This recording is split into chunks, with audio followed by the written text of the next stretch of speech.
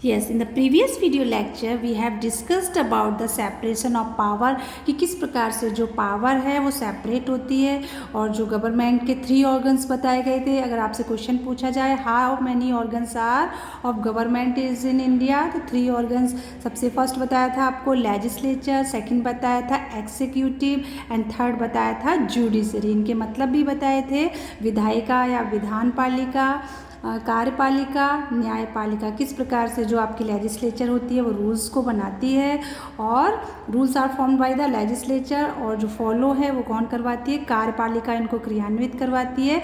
न्यायपालिका जो राइट्स वगैरह होते हैं उनको न्याय दिलवाती है, और जो रॉन्ग वर्क करता है या रूल्स के अकॉर्डिंग वर्क नहीं करता है उनको पनिश करवाती है न्यायपालिका। Now in this video lecture we will discuss about the fundamental rights. जो हमारे मूलभूत अधिकार हैं वो क्या है वो डिस्कस करेंगे हम डिटेल में। जो मूलभूत अधिकार हैं वो हमारे लिए ज़रूरी क्यों हैं, वो संविधान के द्वारा हमें प्रोटेक्शन के लिए दिए गए हैं, जिससे कि जो पावरफुल लोग हैं वो अपनी पावर का मिसयूज़ ना कर सकें।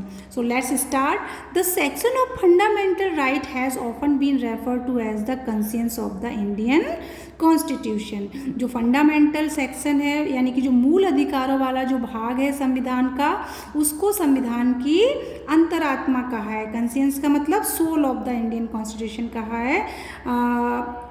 Colonial rule had created a certain suspicion of the state in the minds of the nationalists, and they wanted to ensure that a set of written right would guard against the misuse of state power in independent India.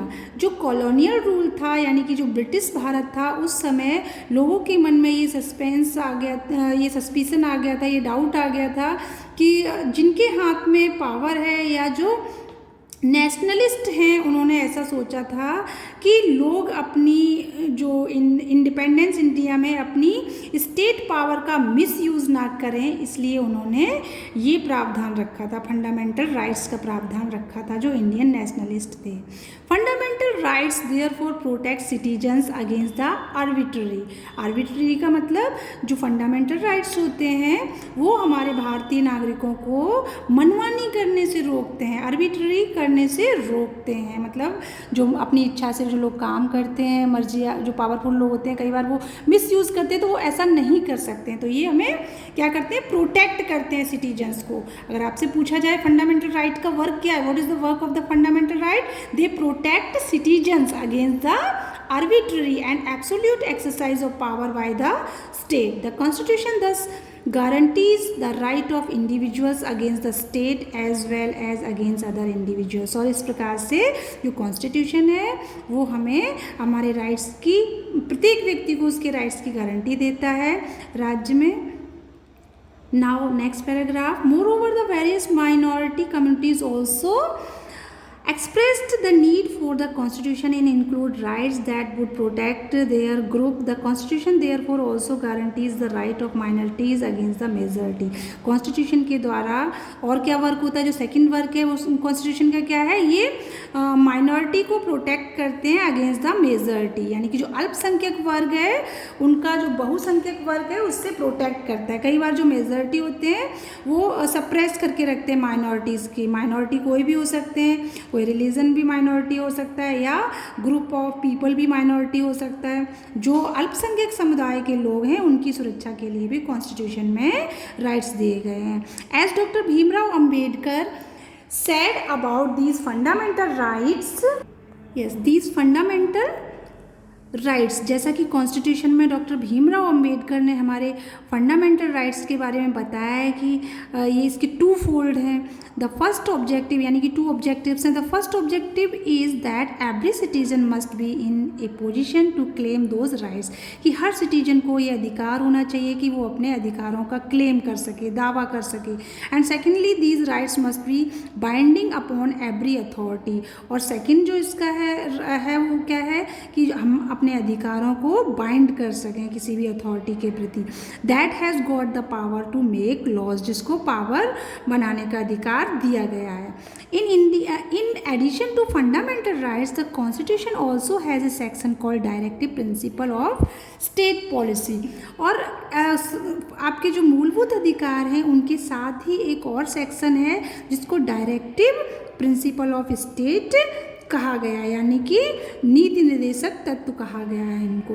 Hindi में इसको पढ़ेंगे नीति निर्देशक तत्व। और आपके जो fundamental rights हैं वो कौन से पार्ट में हैं? Fundamental rights are given in the I think 4th part of the constitution, संविधान के भाग 4 में दिए गए हैं।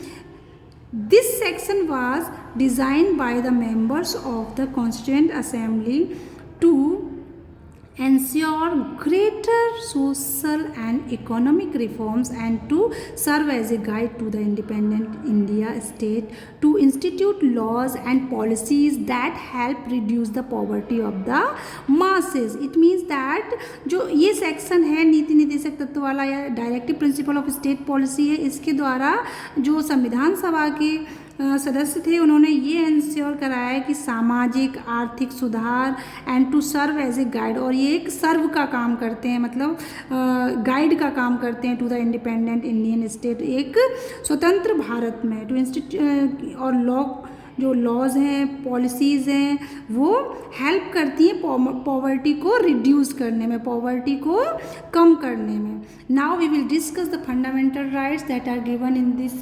Yes, the fundamental rights in the Indian constitution include, fundamental rights में क्या क्या आते हैं? राइट टू इक्वलिटी आती है, राइट टू फ्रीडम आता है, राइट अगेंस्ट एक्सप्लॉयटेशन आता है, and right to freedom of religion, culture and educational right आते हैं, राइट टू कॉन्स्टिट्यूशनल रेमेडीज़ आता है। अब इसमें क्या होता है? राइट टू इक्वलिटी का मतलब होता है समानता का अधिकार।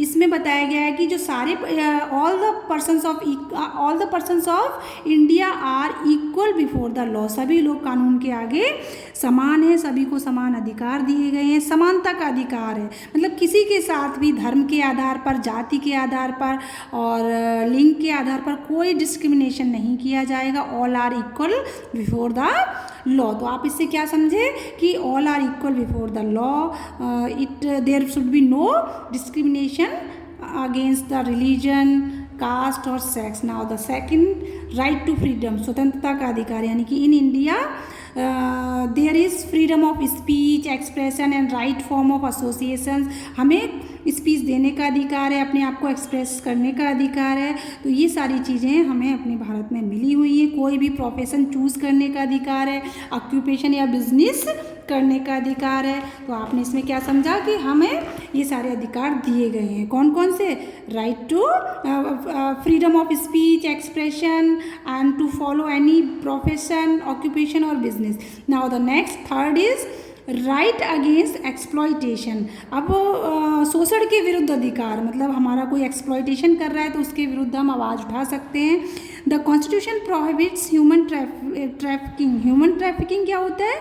जो मानव तस्करी या मानव को जो बेचते हैं वो ह्यूमन ट्रैफिकिंग कहलाती है।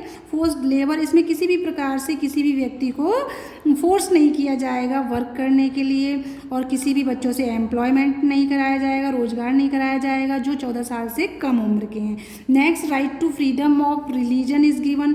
धार्मिक स्वतंत्रता का अधिकार है। भारत में सभी को अपनी धार्मिक स्वतंत्रता का अधिकार है। In India all the people have religious freedom.